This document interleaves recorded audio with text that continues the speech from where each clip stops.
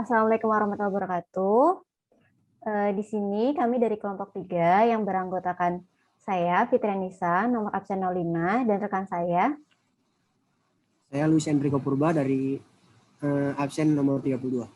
Ya, jadi di sini kami akan mengidentifikasi permasalahan yang ada di kantor. Nah, kantor yang kami pilih untuk dijadikan objek identifikasi itu yaitu KPPN Jakarta 2.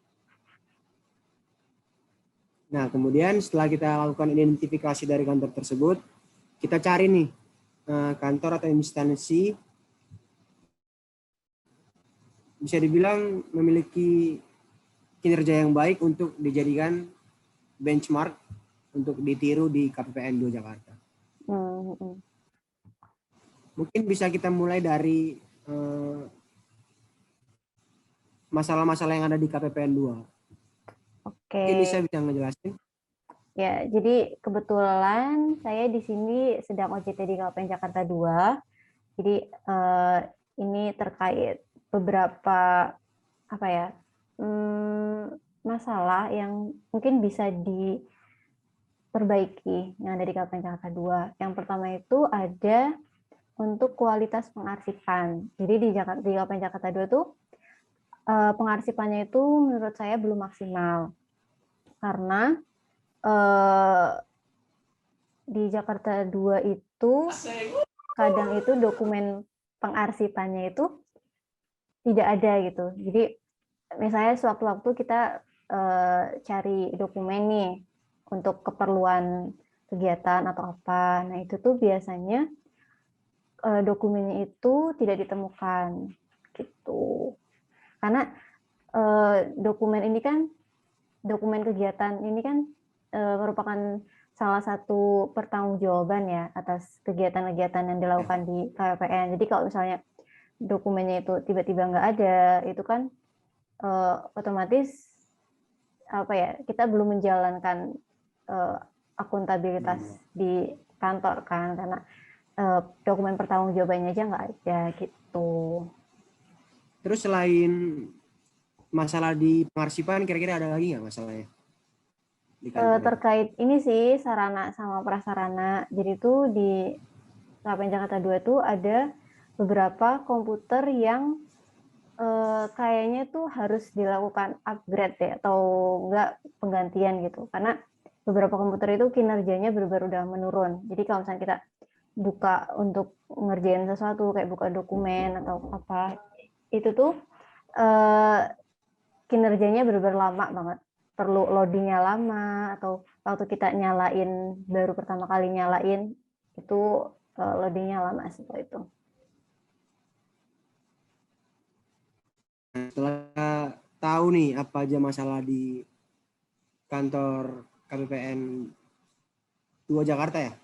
Ya, KPPN Jakarta 2. Nah, sekarang kita bakal nentuin salah satu perusahaan yang bakal kita jadiin benchmark. Nah, kira-kira aku udah ada yaitu perusahaan PT KAI atau Kereta Api Indonesia. Oh, KAI. Itu ya, bisa jelasin nggak, Luis, kenapa KAI? Pertama kita harus tahu dulu kan apa itu KAI. Nah, PT KAI ini salah satu perusahaan di bawah naungan BUMN, Badan Usaha Milik Negara, yang menyediakan, mengatur, dan mengurus jasa angkutan kereta api di Indonesia. Nah, PT KAI sudah banyak mendapatkan penghargaan-penghargaan. Salah satunya di tahun 2016 PT KAI dapat penghargaan di ajang Andri Award yang digelar oleh Arsip Nasional Republik Indonesia dan mendapatkan juara 1 Arsip Teladan Nasional tahun 2016.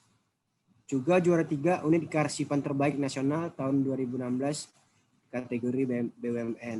Nah, kita bisa mendapatkan penghargaan tersebut mungkin karena KAI ini memiliki keunggulan, yaitu sistem dokumen elektronik yang setiap kegiatan surat menyurat baik internal maupun eksternal sudah dibuat secara elektronik dan sudah tersimpan di sebuah server yang dinamakan RDS atau Rail Document System. Jadi sini bisa diakses atau dibuka oleh semua pegawai Oh, yeah.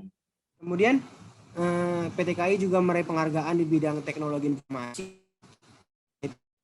The Best Data Governance, dan The Best IT Data Network untuk kategori lembaga negara pada acara Data GoFi Award 2018. Nah, Data GoFi Award 2018 ini merupakan penghargaan yang diberikan kepada dunia usaha serta institusi yang sukses menerapkan tata kelola teknologi informasi, termasuk transformasi teknologi data menghadapi disrupsi digital dan era ledakan data. Penghargaan ini bisa kita simpulkan membuktikan bahwa PT KAI sudah memiliki teknologi yang modern, jadi bisa memaksimalkan kinerja dari PT KAI. Mungkin gitu nih dari PT KAI. Oke. Aku setuju sih ini untuk PT KAI ini bisa dijadikan benchmarking buat KPN Jakarta 2. Karena emang kalau dari penjelasan Luis tadi emang sesuai ya dengan permasalahan yang ada berhubungan, kira-kira bisa dijadiin contoh untuk penerapan di KPN Jakarta 2 itu sendiri. Benar. Mungkin dari hal yang udah kita jelasin, kan tadi kita udah jelasin apa aja masalah yang ada di KPPN Jakarta 2, kemudian kita udah ngejelasin gimana cara kerja dari PT KAI. Berarti kita bisa ngambil kesimpulan apa sih yang bisa kita tiru dari PT KAI ini untuk diterapkan di KPPN Jakarta 2. Mungkin kalau Nisa gimana? Kalau tadi dari penjelasan yang tadi aku tertarik sama ini sih, yang tadi sistem arsipnya PT KAI itu, yang dia punya server sendiri itu. Nah, kalau menurutku itu bisa diadopsi sih sistem arsip itu tadi. Mungkin di KPPN bisa dibuat satu server yang khusus untuk menyimpan data kayak tadi itu, terus bisa diakses juga sama semua pegawai, tentunya pegawai yang berkepentingan ya. Dan itu menurutku bisa diterapkan di KPPN untuk meningkatkan kualitas kinerja KPPN sendiri. Terus untuk permasalahan yang komputer tadi itu bisa dilakukan penggantian ya atau upgrade komputernya itu sendiri untuk komputer-komputer yang kinerjanya sudah menurun. Jadi pekerjaan yang ada tuh bisa diselesaikan dengan lebih efektif dan efisien. Luis sendiri ada yang mau ditambahin? Mungkin kalau misalnya kita hubungkan diskusi kita ini dengan aneka, kan kita lagi belajar aneka nih. Akuntabilitas, etika publik, terus komitmen mutu ya. Iya. Satu anti korupsi.